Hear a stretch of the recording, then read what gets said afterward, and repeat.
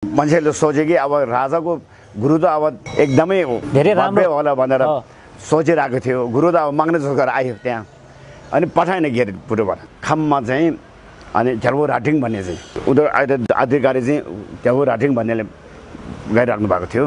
अनि उहाँले चाहिँ अब यो महाशान्तिको धर्म अभ्यास गर्नुको निम्ति हाम्रो गुरुको गुरु खेम्बो गाक्सुङ भन्ने खामतिर हुनुहुन्थ्यो। दूत पठाएर चाहिँ मलाई तपाईँ तल टिबेरमा भाषा आएर चाहिँ मलाई यस्तो गरेर अभिषेक दिनु पर्यो, महाशान्तिको अभिषेक दिनु पर्यो भनेर भन्दाखेरि चाहिँ मभन्दा उत्तम मेरो चेला म बराबर चाहिँ साङ्गे धोर्जे भन्ने एउटा मेरो चेला हो र त्यही ल्हासाको वरिपरि तीर्थतिर घुमिरहेको छ, घुपा बसिरहेको छ।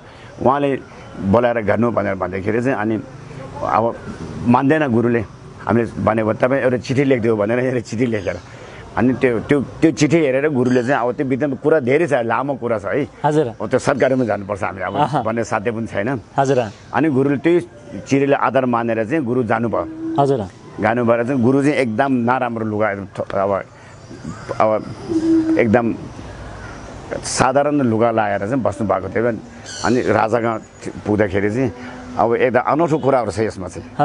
अब राजाले अब निमन्त्रण दिएर गुरु आउँछु भनेर अब मेरो गुरुको आज्ञा हो म आउनुपर्छ भनेर जानुभयो।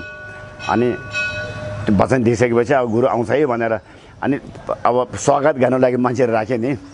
अनि अब मान्छेले सोचे कि अब राजाको गुरु त अब एकदमै अब धेरै राम्रो होला भनेर सोचिरहेको थियो। गुरु त अब माग्ने जस्तो गरेर आयो त्यहाँ, अनि पठाएन गेट पुरोबाट।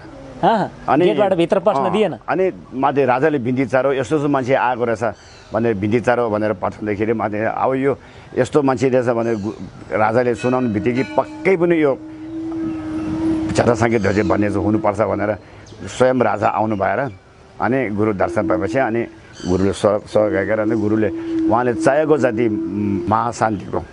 महाशान्तिको झोपा छिम्पूको के चाहिन्छ उहाँले के गुरुले बिन्ती गरेर सबै उहाँ दिएर अनि गुरु फर्किनु भयो। फर्किँदाखेरि गुरुलाई अब एकदम अब राज शासनमा बसेको लुगाहरू लगाएर चाहिँदैन भन्दाखेरि पनि मान्नु भएन।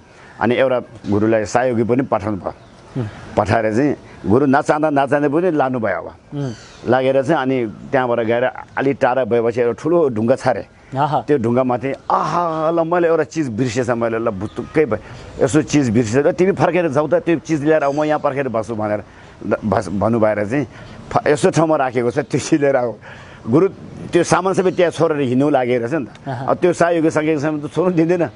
अनि त्यसले फर्काएर चाहिँ अब गुरुको सामान लिनु गएर फर्काएर चाहिँ गुरु चाहिँ त्यहाँ राज दरबारबाट आउँदाखेरि लागेको लुगाहरू सबै त्यहाँ पोको पारेर राखेर गुरु चाहिँ आफ्नै पाइले जे छ लुगा त्यो लागेर आफूले चाहिने चिज के छ त्यो खाने अघि छ नि भाँडो त्यो भरि लागेर अनि सबै त्यहाँ छोडेर जानुभयो।